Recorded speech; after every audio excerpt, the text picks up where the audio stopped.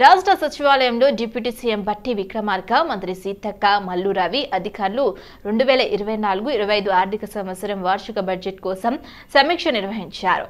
అలాగే రాష్ట్ర Panchayati Raj, rural development, మహిళా శిశు సంక్షేమం రూపొందించి ప్రతిపాదనలపై సంబంధిత అధికారులతో సమీక్ష చేశారు. ఈ సమావేశానికి ఆర్థిక శాఖ ప్రత్యేక ప్రధాన కార్యదర్శి Ramakrishna, Panchayati Raj rural development principal secretary Sandeep Sultania, Panchayati Raj commissioner Hanumantharao, finance joint secretary హరిత Smitha Sabharwal, deputy CM secretary Krishna Bhaskar తదితరులు హాజరయ్యారు. టిబెట్ కు చెందిన పలువురు ఎంపీలు గాంధీ భవన్ లో MLC TPCC working president Mahesh Kumar Goud ను కలిశారు. అనంతరం ఏఐసీసీ తెలంగాణ ఇన్ఛార్జ్ దీపాదాస్ మున్షితో భేటీ అయ్యారు. చైనా ఆక్రమించిన టిబెట్ భూభాగం విషయంలో మద్దతు ఇవ్వాలని ఏఐసీసీ ఇన్ఛార్జ్ దీపాదాస్ మున్షిని కోరారు. గాంధీ భవన్లో జరిగిన ఈ భేటీలో working president Mahesh Kumar Goud, Anjan Kumar Yadav, AICC కార్యదర్శులు రోహిత్ చౌదరి, మన్సూర్ అలీ ఖాన్ పాల్గొన్నారు. రాబోయే పార్లమెంట్ ఎన్నికల్లో సమన్వయంతో పనిచేయాలని BRS working president KTR party శ్రేణులకు సూచించారు. కరీంనగర్ నగరపాలక సంస్థ కార్పొరేటర్లతో బీఆర్ఎస్ వర్కింగ్ ప్రెసిడెంట్ కేటీఆర్ భేటీ అయ్యారు. సోషల్ మీడియా వారియర్స్ తో సమావేశమయ్యేందుకు కరీంనగర్కు వచ్చిన ఆయన తొలుత ఎమ్మెల్యే గంగుల కమలాకర్, మాజీ ఎంపీ వినోద్ కుమార్లతో కలిసి సమావేశమయ్యారు. ప్రస్తుత ప్రభుత్వ విధానాలపై కన్ను వేసి ప్రజల పక్షాన పోరాడాలని కేటీఆర్ అన్నారు. గులాబీ జెండా ఎందుకుండాలి కేసీఆర్ దళం పార్లమెంట్లో అంటే గత 10 ఏళ్లలో మన పార్టీ వాళ్ళు అడిగిన ప్రశ్నలు పార్లమెంట్లో తెలంగాణ ప్రజల తరపున 4754, అదే కాంగ్రెస్ వాళ్ళు 1271, బీజేపీ వాళ్ళు 190 ప్రశ్నలు. ఎందుకుండాలంటే రేపు తెలంగాణ గలం వినిపించాలంటే, తెలంగాణ దళం తన పని చేయాలంటే, తెలంగాణ బలం ఉండాలంటే తప్పకుండా అక్కడ గులాబీ జెండా ఎగరాలి. కరీంనగర్లో కూడా ఖచ్చితంగా బోయినపల్లి వినోద్ కుమార్ గారు గెలిచి తీరితేనే మన లోక్సభకు కూడా మన పార్లమెంట్ కూడా లాభం జరుగుతుందనే మాట నేను మీకు విజ్ఞప్తి చేస్తున్నాను. ఇంకొక మాట కూడా నేను మీకు విజ్ఞప్తి చేస్తా ఉన్నాను.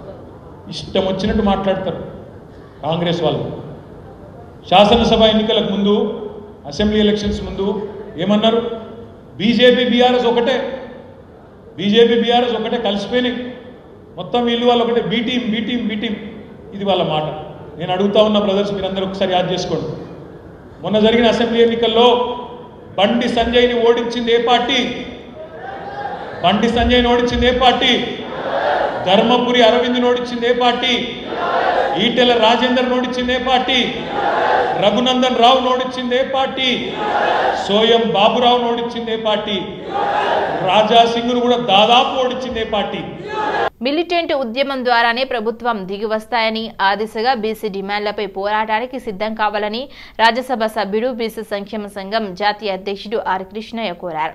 బీసీల పలు డిమాండ్లపై కేంద్ర ప్రభుత్వంపై ఒత్తిడి పెంచేందుకు వచ్చే నెల 5, 6 తేదీల్లో చలో ఢిల్లీకి పిలుపునిచ్చినట్లు, బీసీలు పెద్ద ఎత్తున తరలిరావాలని ఆయన పిలుపునిచ్చారు. బీసీ సమస్యలపై జాతీయ బీసీ సంక్షేమ సంఘం ఆధ్వర్యంలో హైదరాబాద్ బషీర్బాగ్ ప్రెస్ క్లబ్ లో ఏర్పాటు చేసిన సభలో R Krishnaiah, Congress party senior నేత వి హనుమంతరావుతో పాటు పలువురు బీసీ సంఘాల నాయకులు పాల్గొన్నారు. బీసీలు ఓటు విలువ తెలుసుకోవాలని, ఓటంటే తెల్ల కాగితం, కంప్యూటర్ బటన్ కాదని, ఓటంటే ముఖ్యమంత్రి, ప్రధానమంత్రి పదవులని ఆర్ కృష్ణయ్య అన్నారు. కులాలకు, మతాలకు ఓట్లు వేసే రోజులు పోవాలని, మన భవిష్యత్తు, మన పిల్లల భవిష్యత్తు వేసే ఓటుపై ఆధారపడి ఉంటుందని తెలిపారు. తనకు గతంలో ముఖ్యమంత్రి అయ్యే అవకాశం వచ్చినా తమ పార్టీలోకి అగ్రనాయకులను అడ్డుకున్నారని కాంగ్రెస్ పార్టీ సీనియర్ నేత వి హనుమంతరావు ఆవేదన వ్యక్తం చేశారు. ఇక ఎన్నాళ్ళు అగ్రకులాలు ముఖ్యమంత్రులు అవుతారని, భవిష్యత్తులోనైనా బీసీలు ముఖ్యమంత్రిని చేసేందుకు నేటి తరం యువత ముందుకు రావాలని కోరారు.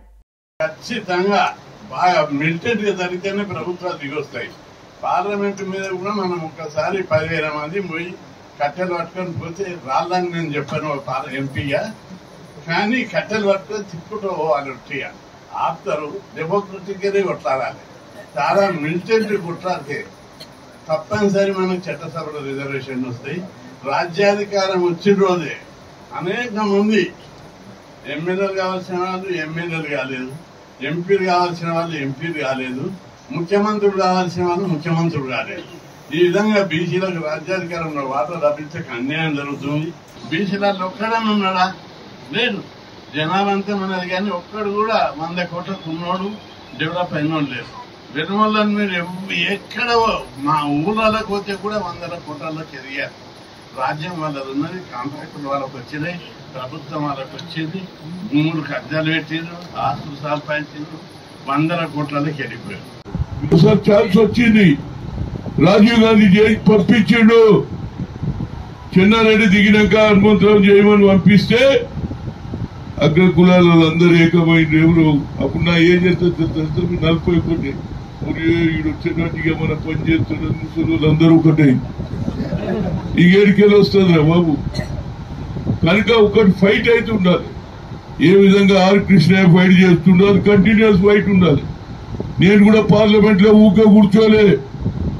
ఇప్పుడు ఇక్కడ నుంచి పిసిసి అధ్యక్షుడుగా పార్టీ మారుతున్నట్లు వస్తున్న కథనాలను బీఆర్ఎస్ ఎమ్మెల్యేలు ఖండించారు.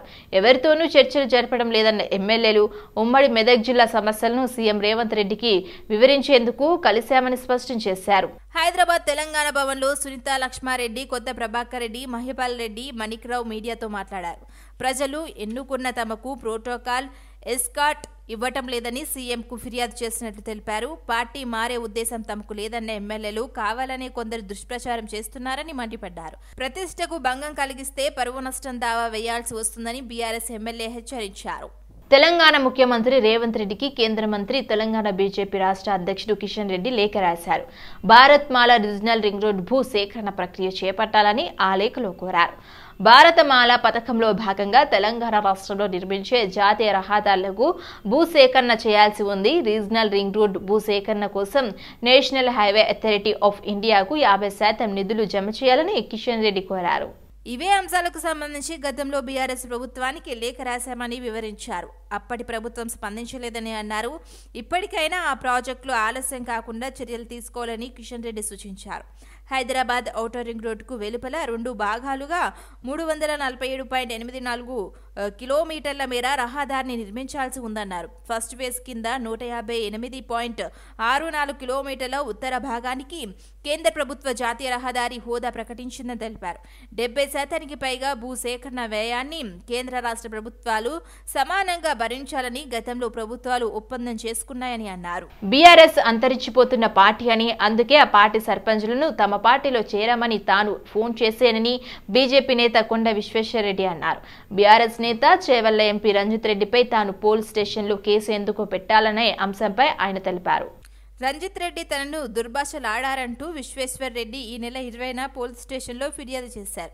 ఈ క్రమంలో కోర్టు అనుమతితో ఎంపీపై పోలీసులు కేసు నమోదు చేశారు. ఈ నెల 17వ తేదీన తనకు రంజిత్ రెడ్డి ఫోన్ చేసి ఇష్టారీతిన మాట్లాడినట్లు ఆరోపించారు. బీఆర్ఎస్ సర్పంచ్లకు తాను మద్దతు కోసం ఫోన్ చేస్తే ఎందుకు ఫోన్ చేశావంటూ తనను బెదిరించాడన్నారు.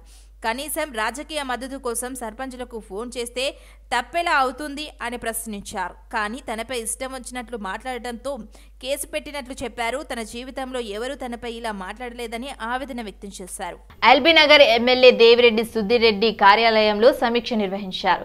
బిఎన్ రెడ్డి నగర్ డివిజన్ పరిధిలోని క్రిస్టియా విల్లాస్ దగ్గర నూతనంగా నిర్మించదలిచిన స్టామ్ వాటర్ డ్రైన్స్ నిర్మాణ పనుల మీద సమావేశం నిర్వహించారు. సాగర్ కాంప్లెక్స్ నుంచి గుర్రగూడెం అటవీ ప్రాంతం మీదుగా పాపిరెడ్డి కాలనీ కమాన్ వద్ద వరకు స్టామ్ వాటర్ డ్రైన్స్ నిర్మాణ పనులు పూర్తి కావడం జరిగిందని సుధీర్ రెడ్డి తెలిపారు. పాపిరెడ్డి కాలనీ దిగువ ప్రాంతం నుంచి మునుగునూరు వరకు మరొక స్టామ్ వాటర్ డ్రైన్స్ నిర్మాణ పనులు ప్రారంభించడానికి సన్నాహకాలు చేపట్టాలని ఆదేశించారు. ఇప్పటికే నిధులు మంజూరు కావడం జరిగిందని తెలిపారు. కావున యుద్ధ ప్రతిపాదికన పనులు చేయాలని తెలిపారు. ఈ పనులు సకాలంలో పూర్తయితే చుట్టుపక్కల కాలనీ వాసులకు ముంపు సమస్యల నుంచి పూర్తి స్థాయిలో విముక్తి లభిస్తుందని తెలిపారు. హెచ్ఎండిఏ మాజీ డైరెక్టర్ ఇంట్లో ఏసీబీ సోదాలు కలకలం రేపుతున్నాయి. హెచ్ఎండిఏ మాజీ డైరెక్టర్ శివబాలకృష్ణ ఇంట్లో ఏసీబీ అధికారులు సోదాలు నిర్వహించారు. శివబాలకృష్ణపై ఆదాయం మించి ఆస్తుల కేసును ఏసీబీ నమోదు చేసింది. ఈ క్రమంలో ఏసీబీ అధికారులు తనిఖీలు చేపట్టారు. రాష్ట్ర వ్యాప్తంగా మొత్తం 20 ప్రాంతాల్లో సోదాలు జరుగుతున్నాయి. అమీర్పేటలోని హెచ్ఎండిఏ కార్యాలయంలోనూ ఏసీబీ సోదాలు చేస్తోంది. శివబాలకృష్ణ ఇల్లు, బంధువుల ఇల్లు, కార్యాలయాల్లో ఏసీబీ సోదాలు నిర్వహిస్తోంది. శివబాలకృష్ణ తన పదవిని అడ్డం పెట్టుకుని కోట్ల రూపాయలు సంపాదించినట్లుగా ఏసీబీ గుర్తించింది. అయితే హెచ్ఎండిఏ ప్లానింగ్ విభాగంలో బాలకృష్ణ కీలక స్థానంలో పనిచేసిన విషయం తెలిసిందే. తమకు రావాల్సిన బకాయిలు చెల్లించి తమను ఆదుకోవాలని జీహెచ్ఎంసీ కాంట్రాక్టర్లు ముఖ్యమంత్రి రేవంత్ రెడ్డికి విజ్ఞప్తి చేశారు. సోమాజిగూడ ప్రెస్ క్లబ్ లో ఏర్పాటు చేసిన చేసిన సమావేశంలో జి రమేష్, అరీఫ్, రామకృష్ణ, కళ్యాణ్ చక్రవర్తిలు పాల్గొన్నారు. ప్రభుత్వ టెండర్ల మేరకు పనులు చేపట్టి పూర్తి చేసి సంవత్సరాలు గడిచినా చెల్లింపు చేయకపోవడంతో తాము తీవ్ర ఇబ్బందులు ఎదుర్కొంటున్నామని ఆవేదన వ్యక్తం చేశారు. బడా కాంట్రాక్టర్లకు చెల్లింపు చేస్తున్న ప్రభుత్వం చిరు కాంట్రాక్టర్ల పట్ల వివక్ష ప్రదర్శిస్తుందని అన్నారు. దీంతో ఈ రంగంపై ఆధారపడ్డ వందలాది కుటుంబాలు రోడ్డున పడే పరిస్థితి నెలకొందని ఆవేదన వ్యక్తం చేశారు. తమకు రావాల్సిన బకాయిలు చెల్లించాలని పలుమార్లు ప్రభుత్వానికి, కమిషనర్కు విన్నవించినా ప్రయోజనం లేకుండా పోయిందని వాపోయారు. చిరు కాంట్రాక్టర్లు వారిపై ఆధారపడ్డ కుటుంబాలను దృష్టిలో ఉంచుకొని బకాయిలు చెల్లించి తమలా ఆదుకోవాలని ముఖ్యమంత్రి రేవంత్ రెడ్డికి విజ్ఞప్తి చేశారు.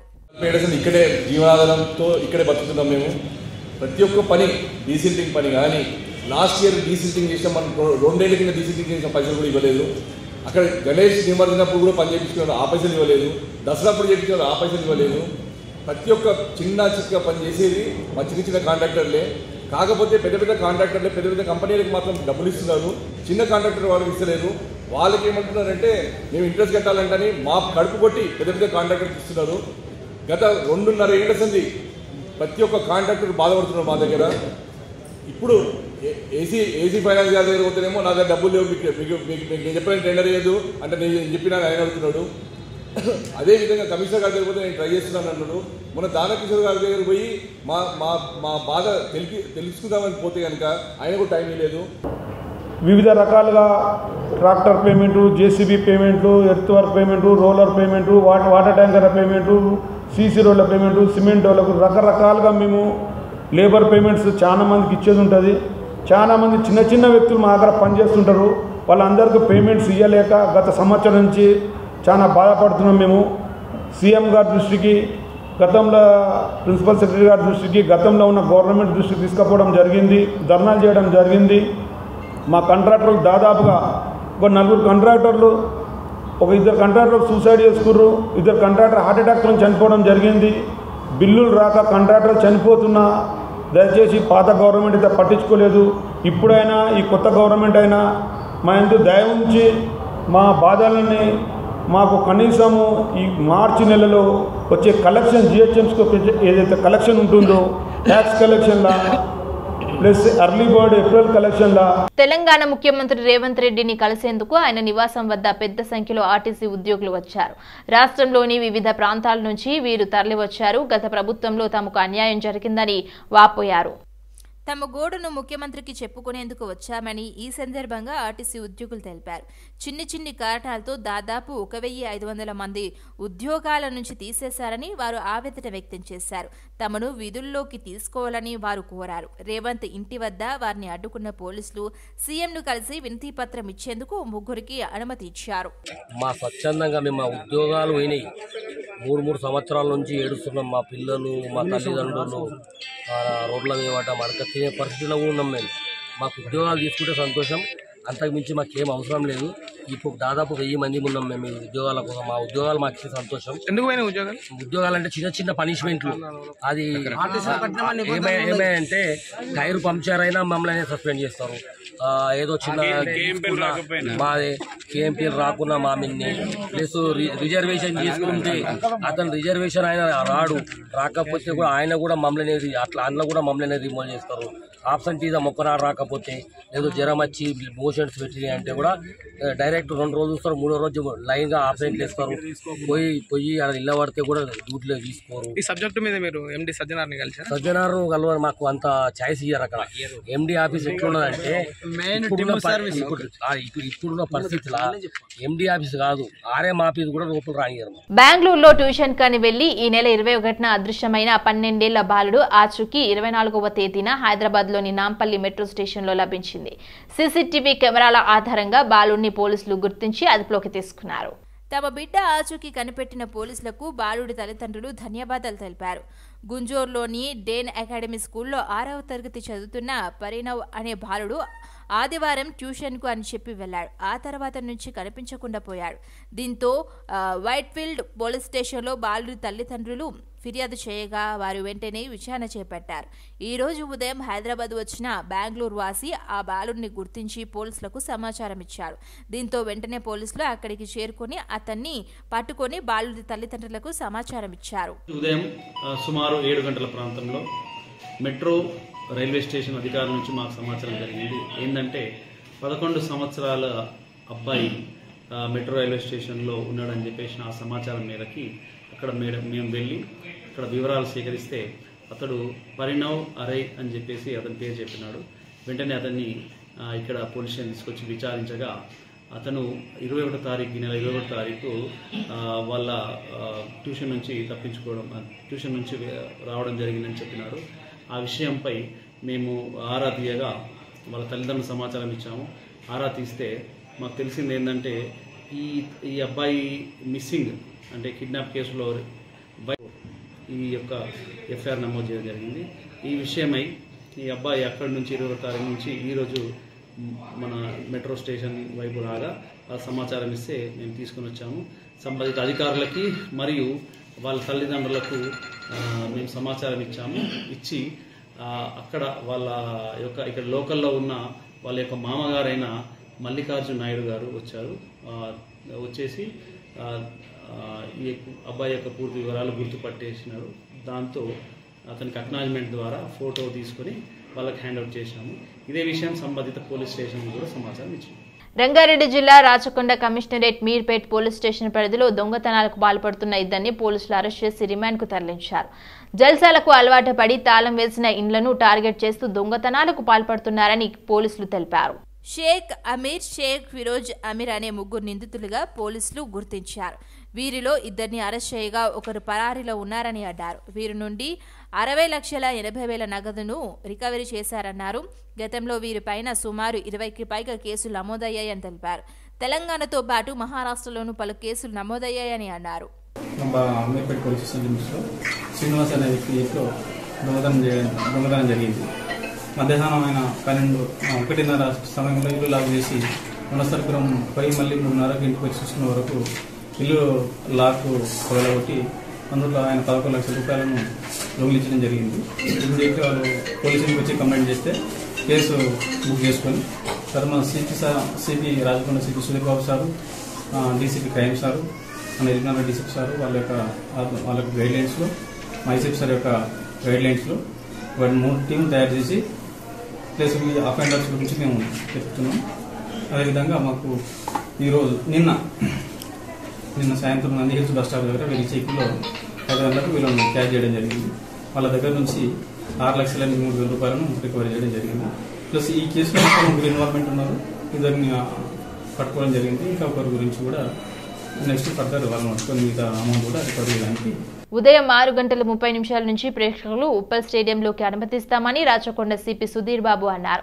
స్టేడియం చుట్టూ 360 సీసీ కెమెరాలు ఉన్నాయని తెలిపారు. తమ పోలీసు అధికారులపై కూడా నిఘా ఉంచుతామని వెల్లడించారు. పీక్ హవర్స్ లో ప్రేక్షకులు వస్తారు కాబట్టి స్టేడియం చుట్టూ ట్రాఫిక్ ఆంక్షలు ఉంటాయని అన్నారు. 1,500 మంది పోలీసులతో మ్యాచ్ కి బందోబస్తు నిర్వహిస్తున్నామని తెలిపారు. ఆక్టోపస్ బలగాలు కూడా ఉంటాయని అన్నారు. 100 షీ టీమ్స్ మల్టీలో ఉంటాయని, కెమెరాలు, laptops, bags, cigarettes, helmet, water bottle, pens, power bank, battery food అనుమతించమని తెలిపారు. అయితే డీసెంట్ క్రౌడ్ బిహేవియర్ ఉండాలని చెప్పారు. అడుగుతున్నారు కాబట్టి తొందరగానే మీకు ఇచ్చేసి will go for the next activity of our professionalism. Match అవడానికి స్టార్ట్ అవడానికి 3 hours ముందే మేము ఆడియన్స్ స్పెక్టేటర్స్ ఇన్సైడ్ అలౌ చేయడానికి ప్రొవిజన్ ఇచ్చాం. So that 9:30 to 5 o'clock match కాబట్టి they can come after 6:30 we can allow them inside. We are started a new system evidence based policing where everyone ఎక్కడైతే ఎవరైతే posting ఉంటారో వాళ్ళు మా అధికారులు ఎవరున్నా సరే మేము వాళ్ళని మానిటరింగ్ చేసే విధంగా ఫిజికల్ వేలో చేస్తాము. దాని తర్వాత మా కమాండ్ కంట్రోల్ నుంచి కూడా కెమెరాస్ 360 కెమెరాస్ ఉన్నాయి. ఎంటైర్ స్పెక్టేటర్స్ తో పాటు మా అధికారులు పనితీరు కూడా మేము క్షణం వీక్షిస్తుంటాం. అంతేకాకుండా ఎక్కడైనా ప్రాబ్లం ఉంటే మళ్ళీ ఆ కన్సర్న్ ఆఫీసర్స్కి మేము దాని మీద ఏం యాక్షన్ తీసుకోవాలో చెప్పే విధంగా మేము మా కమాండ్ కంట్రోల్ కూడా ఏర్పాటు చేయడం జరిగింది. ట్రాఫిక్ పరంగా చూస్తే మార్నింగ్ 9:30 స్టార్ట్ అవుతుంది కాబట్టి పీక్ అవర్స్లోనే జనాలు వస్తుంటారు. ఈవినింగ్ కూడా పీక్ అవర్స్ ఉంటుంది. సో ట్రాఫిక్ పర్స్పెక్టివ్లో కూడా మేము ఏర్పాటు చేస్తున్నాం. ఉప్పల్ స్టేడియంలో భారత జట్టు కెప్టెన్ రోహిత్ శర్మ సమావేశం నిర్వహించారు. ఇంగ్లాండ్తో జరిగే టెస్ట్ సిరీస్లో రాణిస్తామని రోహిత్ శర్మ అన్నారు. అద్భుతమైన ప్రదర్శనతో సిరీస్ కైవసం చేసుకుంటామని తెలిపారు. 2 మాసాలుగా తమ ప్లేయర్లు అద్భుతంగా రాణిస్తున్నారని రోహిత్ శర్మ చెప్పారు. ఇంగ్లాండ్ జట్టులో బలమైన ఆటగాళ్లు ఉన్నారని తక్కువ అంచనా వేయలేమని తెలిపారు. పక్కా వ్యూహంతో ఉప్పల్ మైదానంలోకి దిగుతామని అన్నారు. అయితే టెస్ట్ సిరీస్లో అనేక మార్పులు సంతరించుకున్నాయని తెలిపారు. 20 ఏళ్ల టెస్ట్ మ్యాచ్కి ఇప్పుడు జరుగుతున్న టెస్ట్ మ్యాచ్లకు చాలా వ్యత్యాసం ఉందని రోహిత్ శర్మ తెలిపారు. That you need to be very clear in your mind. You need to have some sort of game plan when you play in these conditions, and then back that game plan, whatever that is, whether it's to come and defend tightly, whether it is to come and play some shots, sweep, reverse sweep, whatever that is. Just be clear. Don't be in two minds as to what you want to do. That is where you can get yourself into trouble. And then understanding your own strengths, because all of us have grown up playing in these type of conditions. So it's just about handling that pressure of playing a test match, handling that pressure of quality spells from the opposition.